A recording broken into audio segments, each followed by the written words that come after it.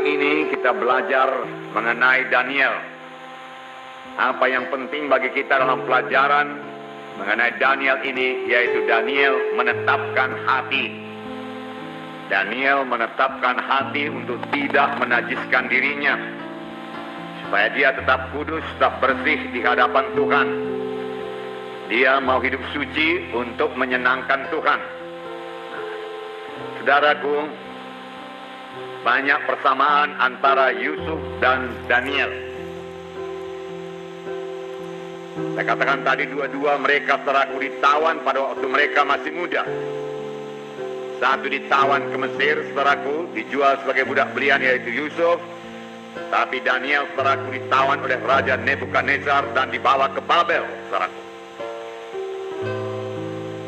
Dua-dua, saudaraku, mendapat perlakuan yang tidak adil. Yusuf, saudaraku, difitnah sehingga dia masuk penjara. Tetapi dia sama sekali tidak mendendam, tidak marah, tidak sakit hati, saudaraku, sehingga Tuhan menyertai dia. Dan dia beroleh keluasan hati daripada kepala penjara itu. Dan itu dipakai Tuhan sebagai batu loncatan kepada dia, saudaraku, untuk sampai kepada panggilan Tuhan, yaitu tempat yang berkuasa, tempat yang mulia. Yusuf demikian. Daniel pun demikian, saudaraku. Dia ditawan ke Babel, masih muda, tidak punya apa-apa, saudaraku. Dan dia juga, saudaraku, diperlakukan tidak adil. Pada waktu dia berdoa, dia ditangkap, saudaraku, dan dimasukkan dalam lubang singa. Tetapi dia tetap dalam perlindungan Tuhan, saudaraku. Nah, ada beberapa perkara lagi, saudaraku, di mana terdapat persamaan antara Yusuf dan Daniel. Yang paling menonjol yaitu mereka keduanya dapat menguasai dirinya, menetapkan hatinya untuk tidak berdosa. Bagaimanapun besarnya godaan datang kepadanya, dia tetap menolak dosa itu, karena dia tahu dosa itu menduka citakan Tuhan, saudara. Saya yakin, saudaraku, dia menolak dosa, menetapkan hati itu tidak berdosa, bukan terutama takutnya akan akibat dosa itu, tetapi, saudaraku, karena dia tahu dosa itu sangat menduka citakan hati Tuhan. Jadi dia melihat dari segi Tuhan, bukan dari segi dirinya sendiri.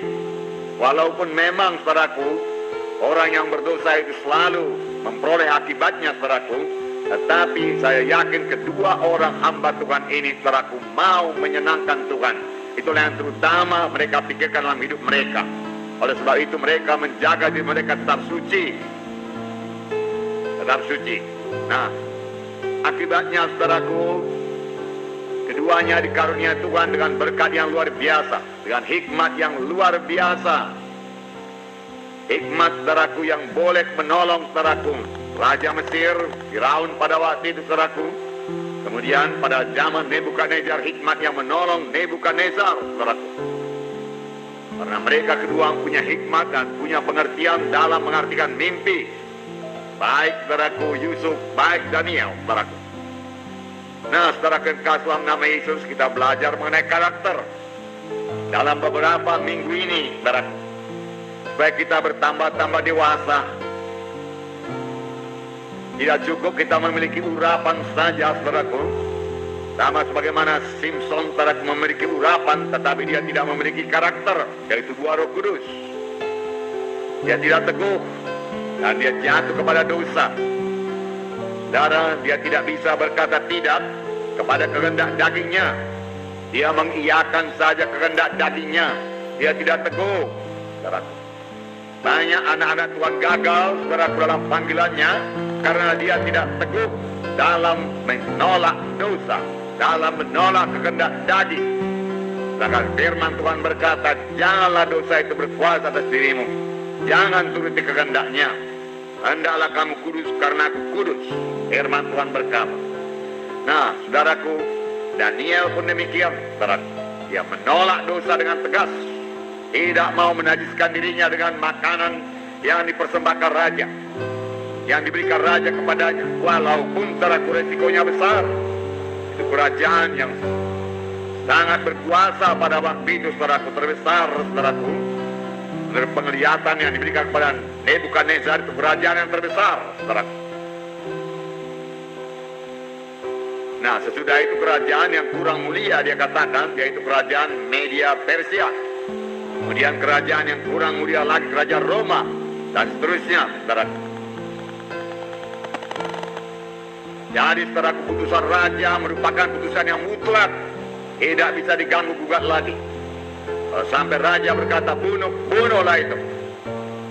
Tetapi, saudaraku, Daniel berani mengambil resiko hukuman mati, supaya dia tidak menajiskan dirinya. Karena kalau dia menajiskan dirinya, saudaraku, Tuhan akan berduka cita, persekutuan dengan Tuhan akan terganggu, saudaraku. Dan tentu saja dia juga tidak sampai kepada panggilan Tuhan dalam hidupnya. Jadi saudaraku, Daniel juga sudah mempraktekannya, saudaraku. Dia berketetapan hati, teguh hatinya, kuat rohnya, saudaraku. Tidak bisa dibimbangkan, saudaraku. Dia tidak ragu-ragu, saudaraku, untuk mengatakan tidak kepada makanan yang serupa itu. Hanya soal makanan, saudaraku. Tetapi yang penting bagi Daniel, saudaraku, dia tetap mematuhi Tuhan, mematuhi firman Tuhan. Nah,